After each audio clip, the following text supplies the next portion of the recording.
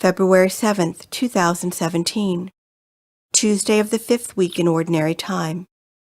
A reading from the book of Genesis. God said, "Let the water teem with an abundance of living creatures, and on the earth let birds fly beneath the dome of the sky." And so it happened. God created the great sea monsters and all kinds of swimming creatures with which the water teems, and all kinds of winged birds. God saw how good it was, and God blessed them, saying, "Be fertile, multiply, and fill the water of the seas, and let the birds multiply on the earth." Evening came, and morning followed, the 5th day. Then God said, "Let the earth bring forth all kinds of living creatures, cattle, creeping things, and wild animals of all kinds." And so it happened. God made all kinds of wild animals, all kinds of cattle, and all kinds of creeping things of the earth. God saw how good it was. Then God said, "Let us make man in our image, after our likeness. Let them have dominion over the fish of the sea, the birds of the air, and the cattle, and over all the wild animals, and all the creatures that crawl on the ground." God created man in his image. In the divine image, he created him. Male and female, he created them. God blessed them, saying, "Be fertile and multiply, fill the earth and subdue it. Have dominion over the fish of the sea, the birds of the air, and all the living things that move on the earth."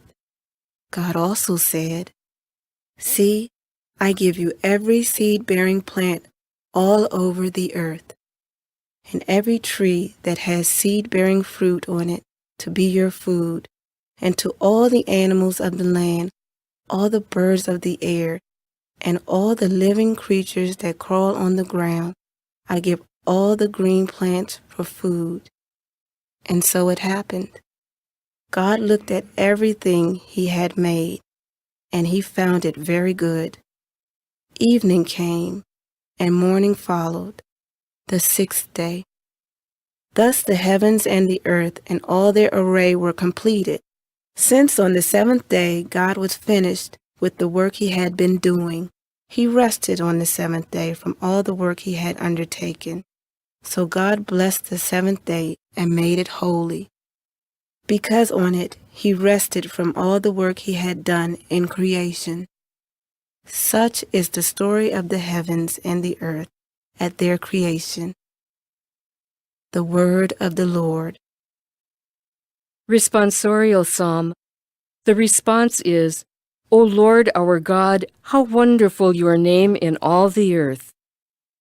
When I behold your heavens, the work of your fingers, the moon and the stars which you set in place, what is man that you should be mindful of him, or the Son of Man that you should care for him? O Lord our God, how wonderful your name in all the earth. You have made him little less than the angels, and crowned him with glory and honor. You have given him rule over the works of your hands, putting all things under his feet. O Lord our God, how wonderful your name in all the earth. All sheep and oxen, yes, and the beasts of the field, the birds of the air, the fishes of the sea, and whatever swims the paths of the seas. O Lord our God, how wonderful your name in all the earth." A reading from the Holy Gospel according to Mark. When the Pharisees, with some scribes who had come from Jerusalem, gathered around Jesus, they observed that some of his disciples ate their meals with unclean, that is, unwashed hands. For the Pharisees, and in fact all Jews, do not eat without carefully washing their hands, keeping the tradition of the elders. And on coming from the marketplace, they do not eat without purifying themselves.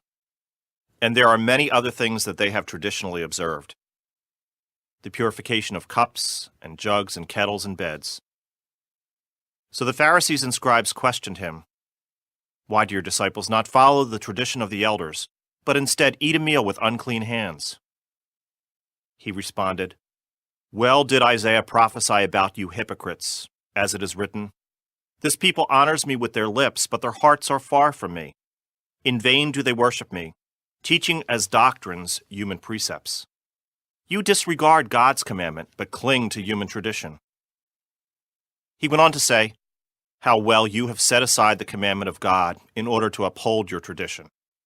For Moses said, 'Honor your father and your mother,' and whoever curses father or mother shall die.